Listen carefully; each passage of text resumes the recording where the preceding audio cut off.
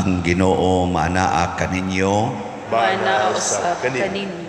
Pagbasa gikan sa Santos nga Ebanghelyo sumala ni Juan. Himayaon ikaw, O Ginoo. Human niini dihay pangilin sa mga Hudiyo ug miadto sa Hesus sa Jerusalem. Didto sa Jerusalem duol sa ganghaan nga ginganlag ganghaan sa mga karnero, may linaw nga gitawag Bitsata sa Hebreo. Kining maong linaw may 5 kapultahan nga gitapangkuhan, diin may daghang mga masakiton nga naghigda, mga buta, mga bakol, mga paralitiko. Ug dito'y tao nga nasakit sulod na sa 8 katuig.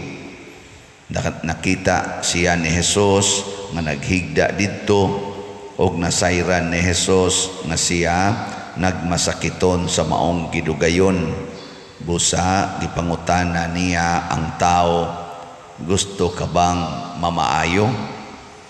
Ang masakiton mitubag, Sir, walay makasakwat kanako ngadto sa linaw kun ang tubig makutaw na, og samtang manlimbasog ako sa pag-adto sa linaw, aduna nay lain nga makauna kanako didto.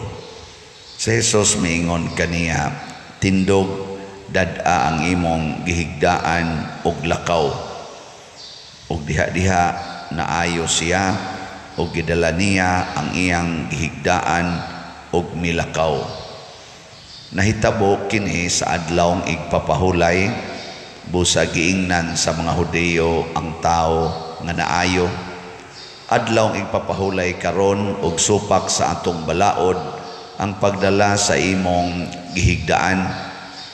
Siya mitubag, giingnan ako sa tao nga nag-ayo kanako, dad-a ang imong gihigdaan og lakaw.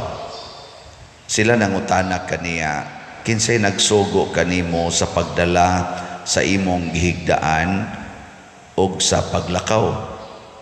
Apan ang tao nga naayo wala makaila kung kinsa siya, kay mi pahawa man si Jesus sanglit diha may pundok sa mga tao diadtong dapita.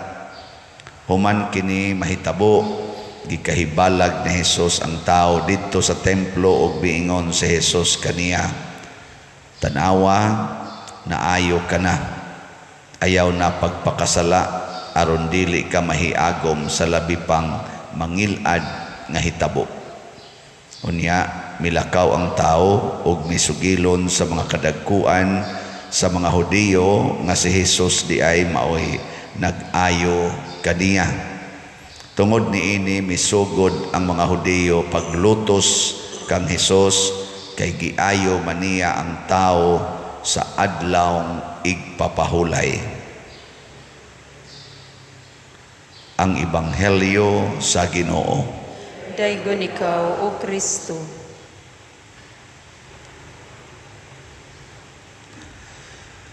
Sa atong unang pagbasa, gihulagway unsa ka lapad ug unsa ka abunda ang grasya sa Ginoo, dili matugkad nya. The more nga mo immerse tas atong kaugalingon sa grasyas Ginoo, the more sad nga mag-anam siya kalawom ug kadako. Mao na nga diris unang pagbasa, siging misyur hangtod nga di na niya malakaw, maglangoy na siya. Kumusta marong grasya des niyong kinabuhi? Naglakaw pa mo o naglangoy na? Naroy uban kasigig mahays Ginoo kay wa na jud kunoy grasya, paita, pulos na lang gyud problema, pulos na lang dimalas. Wa man gud kamo sunod sa Ginoo. Tanawa unsa may gibuhat sa anghel ni Ezekiel. Gipasunod siya, misyur ngadto. Kon siya, sige, lakaw ngadto. Di man ta mo lakaw, inigon lakaw ngadto. Di koy. Di anar ka diha. Anar ka koto ba ng taga-kiting ra?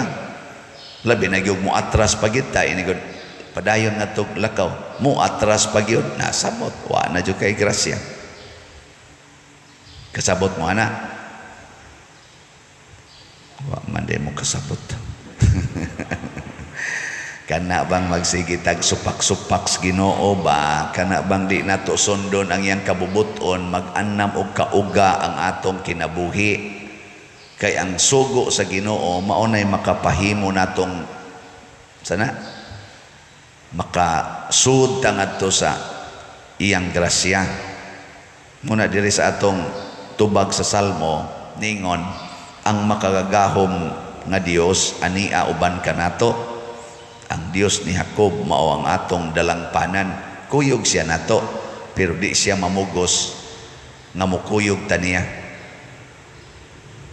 Lingi ay mong tupad na kinsa maroy kuyog nimo.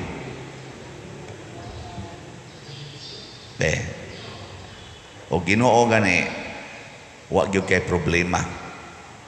Wa gyud problema. Kana bang wa na gyud kay nanaman tanan.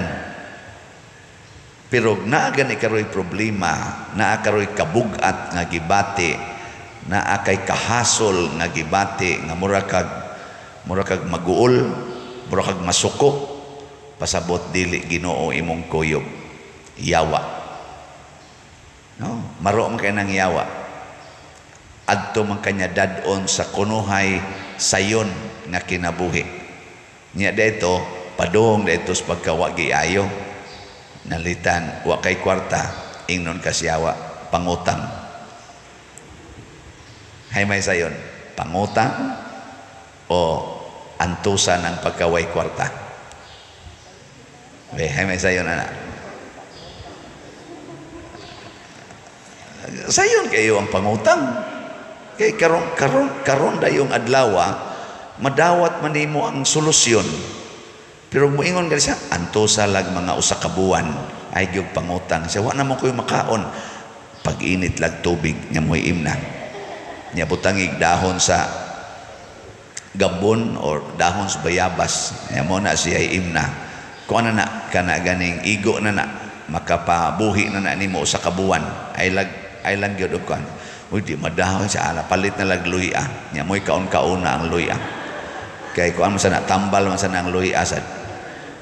Kuy kalain sa dani ana amo kay na imong buhaton di mangutang ka tanawa inig-abot nas imong utang daan og bag-o ngutkot kas imong adto di kas Ginoo in taon makabayad ako sa akong utang yung Ginoo nato ana sugod na unya og di gyud kabayad Ginoo pay basulot wa ka kita Lord kalisod na ni akong kahimtang kalisod na yung Ginoo ikaw ra jud naglisod-lisod nimo. Katong sa kada nako misyon ni sunod pa lang unta kaato galangoy na unta karos grasya inigingos Ginoo nako baligyag slat baligyag slat wa may halin Lord padayon lag baligya tanawa di ba maglangoy kita sa grasya na magi mo palit kanang uban di mo palit wa na uga na kay nagkinabuhi mao bitang wa mo palit kay ang iyang huna-huna wa siya kwarta pero kusog kayo ditong patada ng swertris kusog pag yung kayo magsigig panguan pamalitan ng bagong mga gadgets pangusab ng ilang mga naong malitan ng bagong mga igsusulob nya wa kunoy kwarta nya ang pagpalit og 500 nga pesos nga slot nga SBF dag di gyud mo palit abot na lag usa ka buwan di gyud mo palit pwede ra man ka mo palit ka usa-usa ka semana labaw na nang atong God's protection sa tong usa healing and joy para sa atong pista kay tagkuan ra na tag 100 bisag kada adlaw pa kapalit pero wa gyud ikapalit mo na ang measurement sa Ginoo sundani di ba munindot imong kinabuhi mo nang pag-ingon ni Hesus diri sa atong ebanghelyo niingon man ang tao di madasir di jud ko kaabot dito sa linaw mukutaw ng tubig di ko kalakaw wa say mo sakwat nako kana bang ang iyang hunahuna ba kanang Nagsalig siya sa mga kalibutanong pamaagi.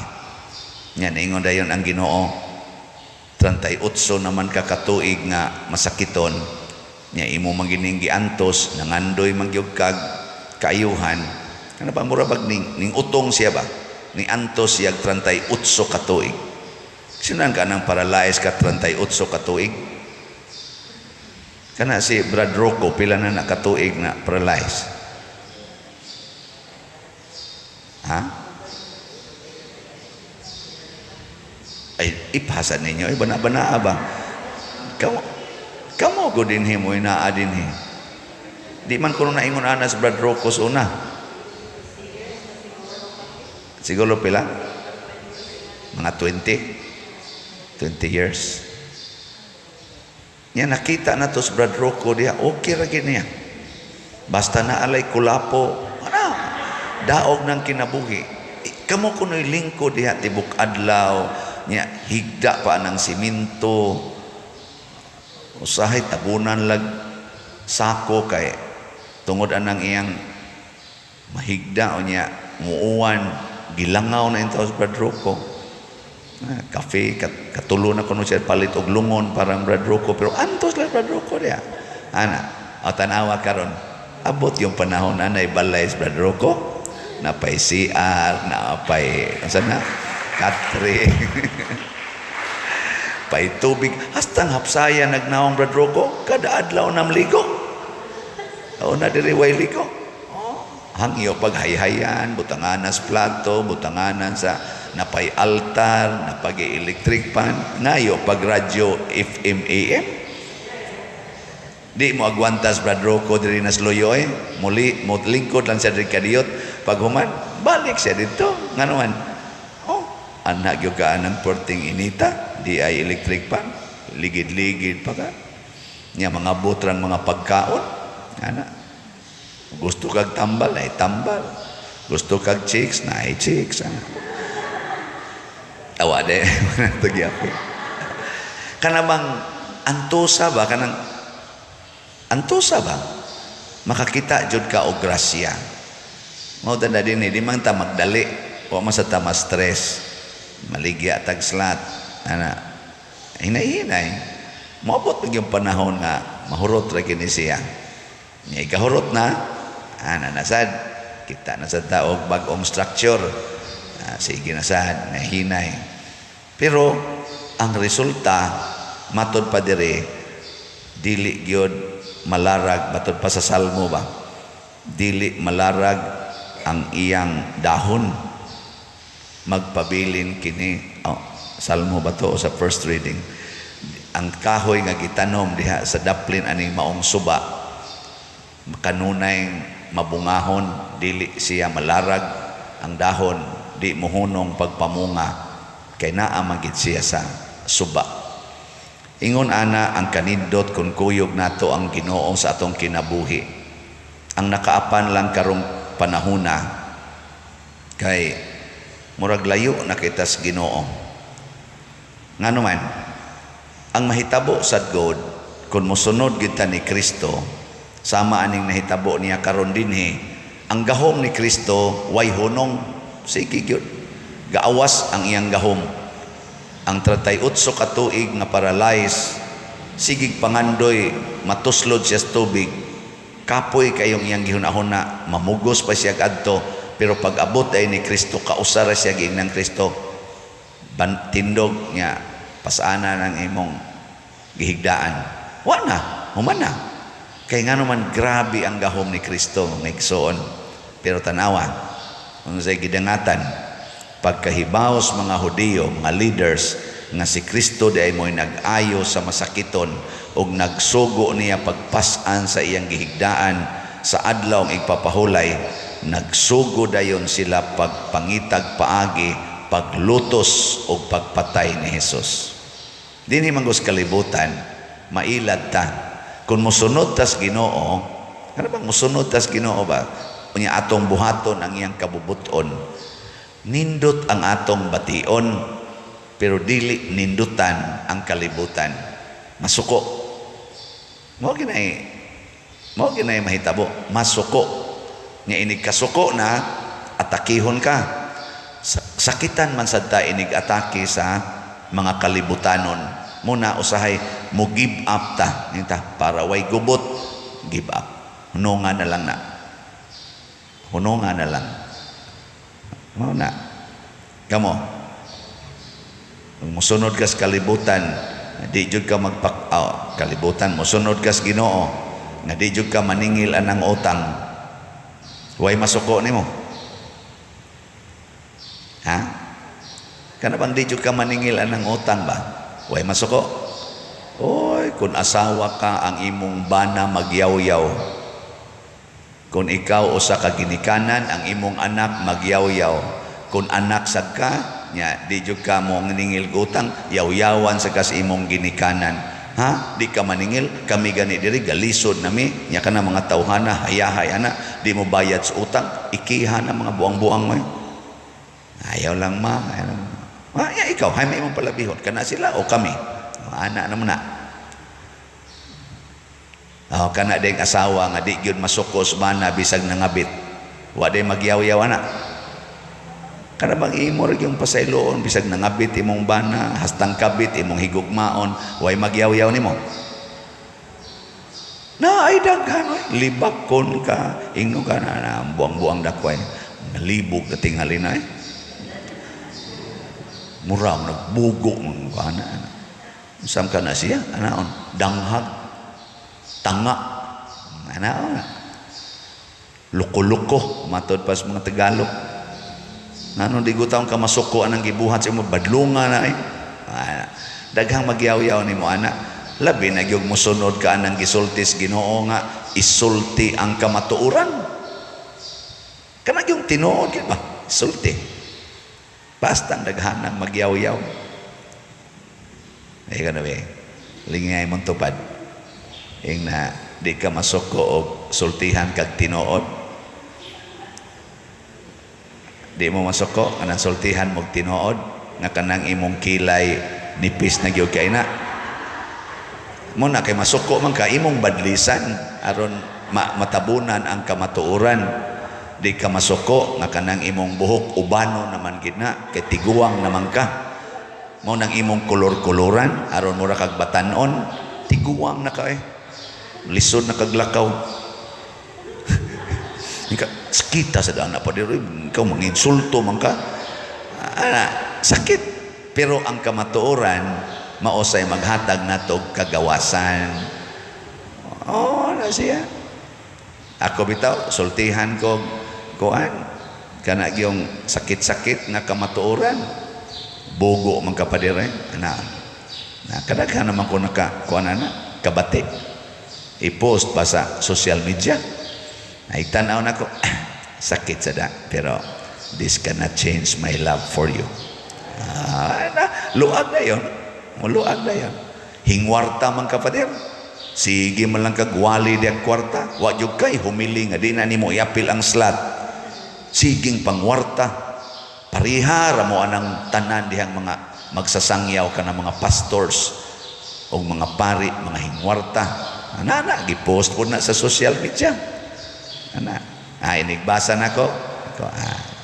Walang ka mahibaw. Giunsa na ko paggamit ng mga slots. Walang ka kahibaw nga ako di ay sige sa kong palit og slots. Nagtuo kag nagsige lang kog sangyaw para kamoy akong papaliton. Ako di sa ko kapanghambog pero ubay-ubay sa kong mapalit sunan ka nang dili mo mino sa napo ka slots akong paliton kada semana. Kinsa man ninyo din maka salin-salin so kinsa man ninyo ana nga magsigig palit og slot kada semana. Okay.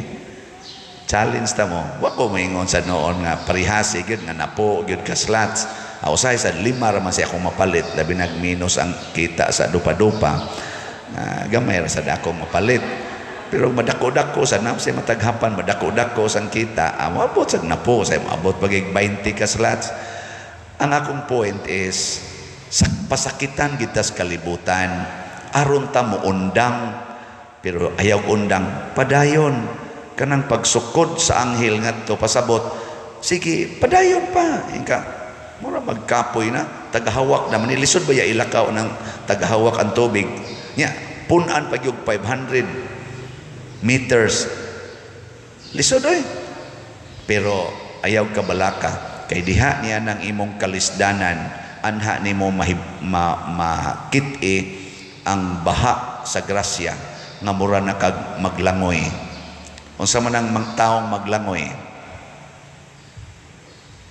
kasuway na mo glangoy sige di ba malunod gyud mo og manggahi ka ba kanang gusto ka mo lakaw ang langoy lahi sa lakaw ang langoy igo ra kang mo paundayag sa tubig mas relax ang paglangoy kaysa lakaw pasabot magkalawom ang imong spirituality magkalawom ang imong relasyon sa Ginoo mag-anam jud kag ka-relax itaw di mamumutuo pero mag-anam kag supaks Ginoo sige kang supaks Ginoo mag-anam ginagkabati kabugat ang imong kinabuhi mao na sunod tas Ginoo kamong mga nakabati diha labi na mong mga online parishioners daghan ra ba ninyo nag-stress na apil na sa ning nanambong ron sunod sa Ginoo ayaw pagsupak-supak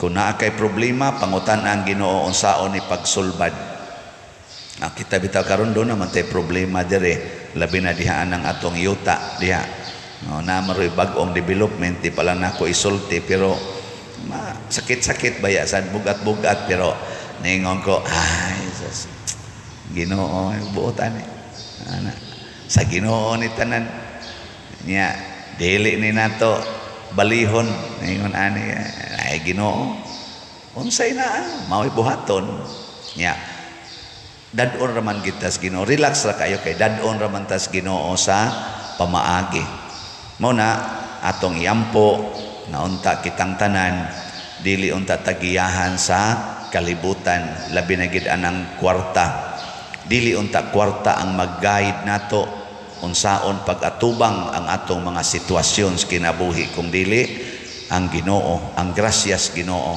aron masulbad ang atong problema unya malipayon pagyud ta nya duna pagyoy kabalaan sa kinabuhi